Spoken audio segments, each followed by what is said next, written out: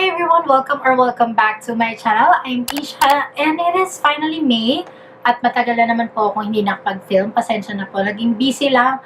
But for today's video, I'll be sharing with you my top 5 favorites for the month of April. So hindi siya puro makeup. But yeah, if you wanna know kung ano yung mga favorites ko, then please keep on watching.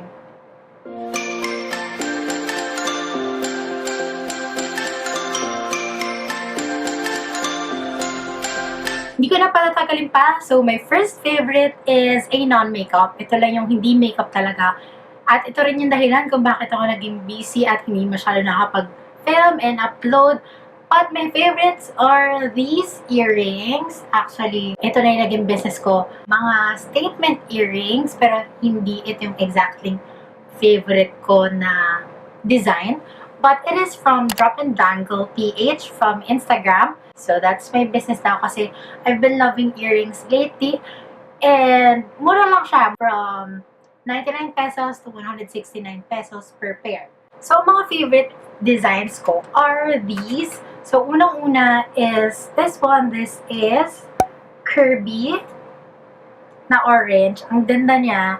Tapos parang medyo kamukha siya dun sa Jello ata from February Lifestyle, kasi February Lifestyle talaga yung peg ko, si Chris Uy. Kaya, earrings din. Ayan. So, this is Kirby. This is only 139 pesos na hoops. Super gaan, so hindi may irritate yung tenga mo dahil may hikaw ako before na ganito karaking hoops from Forever 21. Sobrang bigat. Nakaka-irita. But this one, hindi. Super gaan. So, good.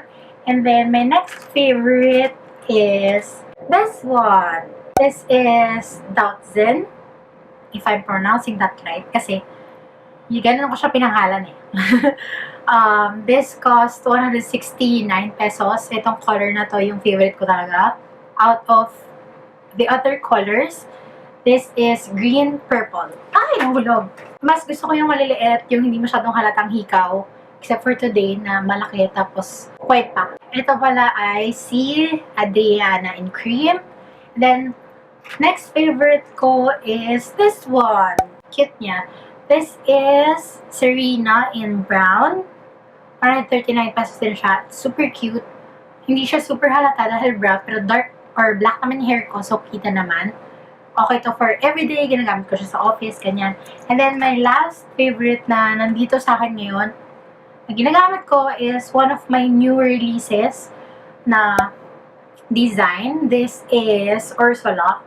Ayan siya. May iba't ibang colors pa nito. 139 din to. So, yun yung mga favorite designs ko from Drop and Dangle PH. I hope you visit the Instagram account, Drop and Dangle PH, and also yung Shopee account. Kasi mas gamay ko yung Shopee when it comes to selling.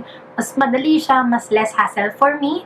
And also for customers kasi may free shipping pa. And Shopee na yung nag-aano ng shipping via Ninja Van, ganun. Mas madali, mas effective at mas sure si client na makukuha nila yung product compared to direct. Kasi maraming couriers ngayon na nag-close. I don't know why, may nawala na akong package before, hindi hikaw pa yung pinaship ko. And yeah. So my second favorite na for the month of April is a makeup tool.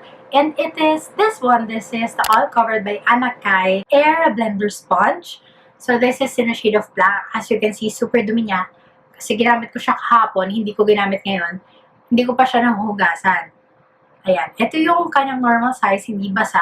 And as you can see, super lambot, super bouncy. Actually, ginagamit ko to kahit hindi ko siya basain, hindi ko siya gawing damp. Ang perfect pa rin yung mag-blend ng concealer kasi hindi ako nagpa-foundation usually. Kung nagpa-foundation man ako, moisturizing foundation lang or tinted sunscreen that I'll show later kung ano yung favorite ko. Pero ayan, super ganda. Super, nabe-blend agad yung concealer ko when I use this. Konting dab lang, okay na. Ang dali pa niyang hugasan, linisan. At hindi pa siya nagkakaroon ng kung anumang hiwa or hindi pa siya naglalagas. At 289 lang to. Murang-mura compared to the Beauty Blender talaga. Or the Eco Tools talaga. Or the Real Technique sponge na I used to love very much. So, ayan. Mas prefer ko tong sponge to. At nakita ko sa video niya, magre-restock daw siya. So, hoping mag-restock na siya anytime soon kasi I highly recommend this, pero actually may backup akong isa nito. And then meron pa rin ako ng pink and backup ng pink. But yung pink hindi ko masyadong ginagamit since mas mahirap siyang hugasan. Kasi syempre light pink siya. Pakita ko na lang sa inyo. This is the light pink. This is black. So yung pink mas mahirap hugasan, mas mahirap patanggal yung tint ng foundation or concealer kasi light colored siya. Compared to the black one. Kaya mas gusto ko yung black plus. Nakikita niyo ba? May flat side siya. Compare sa pink na talagang teardrop shape lang. Pero usually kung ginagamit is yung teardrop type, hindi yung flat. I don't know why, pero mas gusto ko yung ganito. So that is my favorite number 2. On to my favorite number 3 for the month of April. Sabi ko nga kanina, kung hindi ako nag-foundation, moisturizing foundation or tinted sunscreen lang. So I have a favorite moisture foundation for the month of April, and it is from Cousin Do, their moisture foundation. Ayan. Guys, medyo mahal to, sorry. Ang gusto ko dito is, ang dali niyang i-blend. Ang ganda ng lapat niya sa aking skin. Kahit super init na, kahit super lagkit na ang panahon, ang ganda pa rin ng feel niya sa aking skin. Dry skin ako, and yun nga, na-moisturize na yung skin ko. Pero medyo nagiging oily yung face ko. Na ang oily naman is dewy type and glowy type, na parang fresh yung skin. And this is actually not my shade. This is 023. This is a lot lighter and a pinkish undertone. Pero, okay pa rin siya. I mean, hindi siya nagka-flashback sa photography. Hindi siya nag-grayish on my skin. Okay siya. Basta biniblend ko lang siya na maayos. Plus, pinapatungan ko siya ng yellow undertone powder.